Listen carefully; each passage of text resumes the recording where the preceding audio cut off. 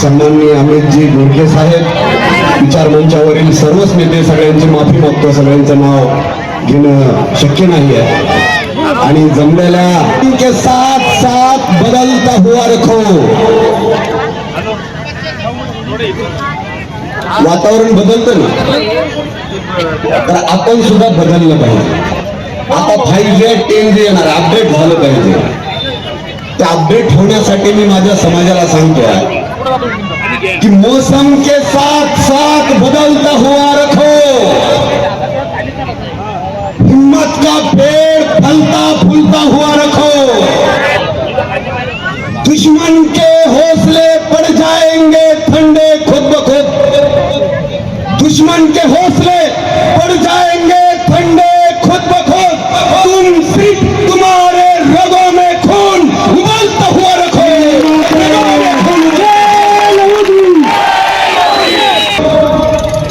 आमचा लढा हा लाभ वंचितांचा लढा आहे. मित्रांनो, या देशाला स्वातंत्र्य होऊन 78 वर्ष पूर्ण झालेली आहेत आणि 78 वर्षाच्या नंतर हा माझा समाज टाऊ फोडून सांगतोय की सरकार आम्ही पाठीमागे राहिलेलो आहोत. आम्हाला देखील मुख्य प्रवाहात यायचं, आम्हाला देखील मुख्य प्रवाहात आणा, हा माझा समाज सांगतोय. त्यावेळेस मला या मोर्चाच्या माध्यमातून मला एवढं सांगायचं की स्वतःला बुद्धिजीवी समजणारे काही लोक फार महाराष्ट्रात बुद्धिजीवी लोक झालेले आहेत. काही लोक म्हणतात आम्ही पुस्तकं वाचतो, हा समाज आडणी अज्ञानी आणि असुशिक्षित आहे, हा वाचत नाही. मग त्या पुस्तक वाचणाऱ्या लोकांना मला सांगायचं आहे, अरे तुम्ही जर पुस्तकं वाचत असाल तर पुस्तकं वाचत असताना पुस्तकातलं पहिलं पान सुद्धा वाचलं पाहिजे.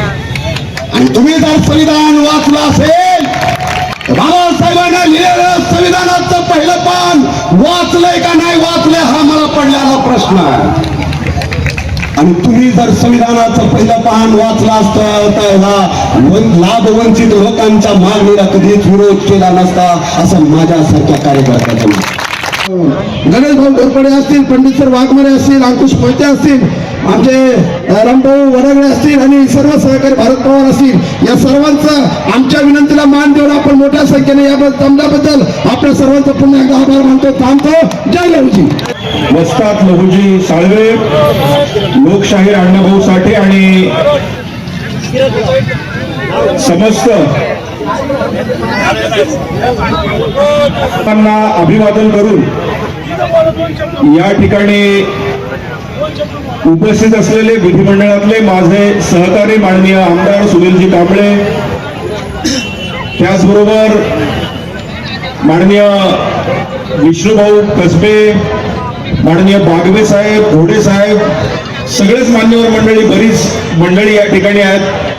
माझे मित्र माननीय, ज्या अहिल्या देवींचा इतिहास संपूर्ण महाराष्ट्रात नाही तर भारतात जपला जातो, त्या अहिल्यानगरमध्ये माझ्या माता भगिनी आज या ठिकाणी उन्हात बसलेल्या, त्यांच्यासाठी जोरदार टाळ्या वाजवा. आजीच्या वयाच्या या ठिकाणी भगिनी या ठिकाणी बसलेल्या आहेत, माता बसलेल्या आहेत. माझ्या मनात प्रश्न आला की त्या इथं आलेल्या आहेत, त्यांना अपघडं आणि वर्गीकरण कळतंय का? पण त्यांचा चेहरा सांगतोय की आम्ही एवढ्या वर्ष कष्ट केले, आता आम्हाला पुढची पिढी जगवायची आहे, पुढच्या पिढीला या आरक्षणाचा फायदा करून द्यायचा आहे, म्हणून आज आम्ही आमचं काम धंदा सोडून या ठिकाणी उन्हात बसलेलो आहे. त्यामुळं या वर्गीकरणाची लढाई खऱ्या अर्थानं कधी चालू झाली, का चालू झाली ही तुम्हाला आता सांगायची गरज नाही, कारण फेसबुक युट्यूब उघडलं की सगळा इतिहास त्या ठिकाणी येतो. मग विष्णू भाऊंचं भाषण येतं, खंदारे साहेबांचं भाषण येतं, घोडेंचं भाषण येतं आणि खाली कमेंटही येतात. कमेंट थोड्या वाकड्या तिकडे आला की आपले लहूजींचे वीर त्याला काय जोडल्याशिवाय राहत नाही. त्यामुळे आपला समाज किती जागृत झालेला आहे हे त्यातलं दिसतंय. पण मी बांधवांना तुम्हाला सांगणार आहे की आपला समाज खऱ्या अर्थानं हा इतिहास हिंदुत्ववादी समाज असलेला आपला इतिहास आहे. आज मला अत्यंत आनंद आहे की वाल्मिकी समाजाने सुद्धा त्या आझाद मैदानात हजारोच्या संख्येनं त्या ठिकाणी उपस्थित राहून या आरक्षण उपवर्गीकरणाला पाठिंबा दिला. आज तो वाल्मिकी समाज या ठिकाणी आहे. आज मादिगा समाजानेही या आरक्षण वर्गीकरणाला पाठिंबा दिला. मादिगा समाजाची काही मंडळी व्यासपीठावर आहेत. आज या 59 जातीतल्या अनेक मंडळी, मग खाटीक समाजाची काही मंडळी आहेत, ती येऊन भेटली. त्या दिवशी ते खाटीक समाजाचे आमदारही माननीय महाजन साहेबांना भेटून त्यांनी त्या ठिकाणी आरक्षण उपवर्गीकरणाला पाठिंबा असं सांगितलं. त्यामुळे मातंग समाज जागृत झालाय का? जो 100% जागृत झालाय, तो जागृत होता, जागृत राहणारच आहे. पण त्याच्याबरोबर आमच्या सगळ्या जाती जागृत झाल्यात. कशासाठी जागृत झाल्यात? आम्ही कुणाचंही हक्काचं जे आहे ते मागत नाहीये. आम्ही आमच्या हक्काचं मागतोय, कुणाचं उडून घेणार नाहीये. मी आपल्याला आवर्जून सांगतो की आरक्षण उपवर्गीकरणाची लढाई खऱ्या अर्थानं ज्योतिबा फुलेंनी 1800 साली चालू केली. हंटर कमिशनला त्यांनी समोर सांगितलं की आरक्षण झालं पाहिजे. राजश्री शाहू महाराजांनी ती स्त्री पुढे ओढली आणि या महाराष्ट्रात आरक्षणाचे खऱ्या अर्थाने जनक ते ठरले.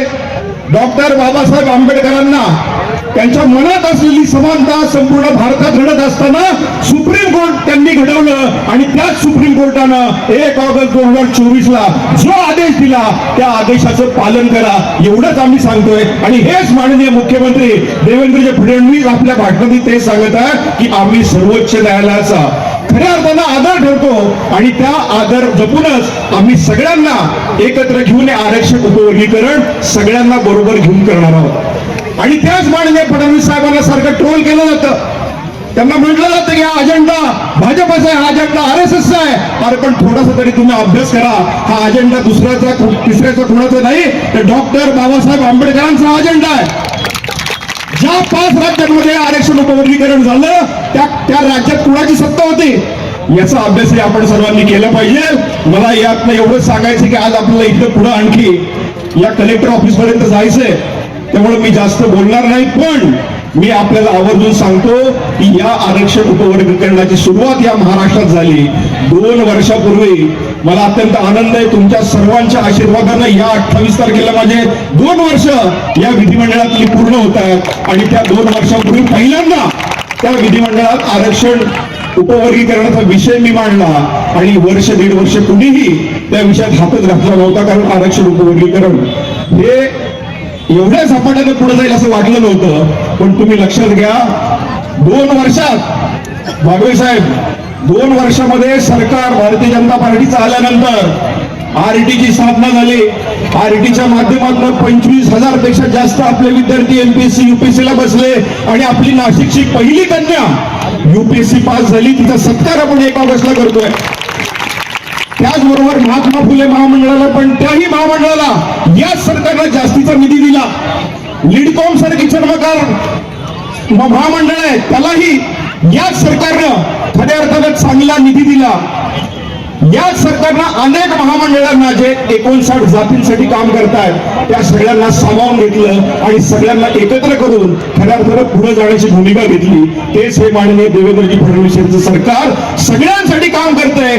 मी भाषण कधी करत नाही, काम करणाऱ्या एखादी महिला भगिनी मोठ्या संख्येने आलेल्या आहेत. संयोजकाचा मनापासून आभार मानलं पाहिजे. आम्ही महाराष्ट्रात जिथे तिथे जातो तिथं महिलांची संख्या कमी असतील, परंतु आज या ठिकाणी मोठ्या संख्येने महिला आल्या, त्याबद्दल संयोजकाचा मनापासून खरं तर एकीकडे आपण रस्त्यावरती लढाई लढत असताना लोकप्रतिनिधी म्हणून विधानसभेत आम्ही आवाज उठवतो. या ठिकाणी फक्त एवढं सांगू इच्छितो की आपण घेतल्याशिवाय राहणार नाही आणि सरकार आपल्याला आरक्षण दिल्याशिवाय राहणार नाही. महाराष्ट्राचे मुख्यमंत्री आदरणीय देवेंद्र फडणवीस हे आपल्या बरोबर आहेत आणि ज्या पार्टीचा कार्यकर्ता म्हणून मी काम करतो, भारतीय जनता पार्टीचा, ही भारतीय जनता पार्टी आपल्या बरोबर मातंग समाजाबरोबर राहणार आहे.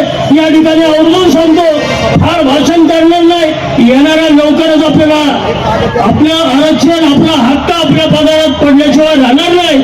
या ठिकाणी संयोजकाचं मनापासून धन्यवाद मानतो आणि मोठ्या संख्येने आपण या ठिकाणी आलात तर पुढच्या काळात आपल्याला काळजी घ्यायची. आपल्या विरुद्ध आपला मोठा भाऊ आपल्याला शिवा देतो घाणेरड्या भाषेत. आपण जर फेसबुकवर काय टाकलं तर त्याच्यावर आपल्याला घाणेरड्या भाषेत उत्तर देतोय. पण आपल्याला त्या वादात जायचं नाही. आपल्याला आपला समाज जागा करायचा आहे, संघटित झालेला आहे. तर पुढच्या काळात आपल्याला अजून तीव्र संघर्ष करायचा आहे. एवढंच या ठिकाणी सांगतो आणि येणाऱ्या काळात आपण ही लढाई जिंकल्याशिवाय राहणार नाही एवढं बोलतो. जय संधी आणि आपल्या संविधानाने आपल्याला दिलेल्या हक्कासाठी उभे आहेत. क्रांतीवीर लहुजी वसंत साळवे यांनी आयुष्यभर शोषित, वंचित आणि दुर्बल समाजासाठी संघर्ष केला. महात्मा फुले, डॉक्टर बाबासाहेब आंबेडकर यांच्या सामाजिक परिवर्तनाच्या कार्यात त्यांच्या प्रेरणाची मोलाची आहे. आज त्याच लहुजी वसंतांच्या विचारांचा वारसा आपण पुढे घेऊन जातो. या ठिकाणी शिक्षण, रोजगार, समाज संधी, आमदार साहेबांसाठी खुर्ची त्यांना अपेक्षा आहे, पण काही केले ती संधी मिळत नाही. या संधीपासून आपण वंचित. थोडीशी गर्दी कमी केली तर बरं होईल स्टेजवरची. हात जोडून विनंती करतो, स्टेजवरची थोडीशी गर्दी कमी करा. जातीच्या आरक्षणात उपवर्गीकरण लागू करण्याची मागणी करत आहेत. आपली मागणी कोणाचा हक्क कमी करण्याची नाहीये. आपली मागणी एवढीच आहे, ज्यांच्यापर्यंत विकास पोहोचला नाही त्यांच्यापर्यंत न्याय पोहोचला पाहिजे. आपण कोणाशी भांडण्यासाठी नाही तर आपल्या मुलाबाळांच्या शिक्षणासाठी, त्यांच्या उज्ज्वल भविष्यासाठी, रोजगारासाठी आणि सन्मानाने जीवन जगण्यासाठी एवढंच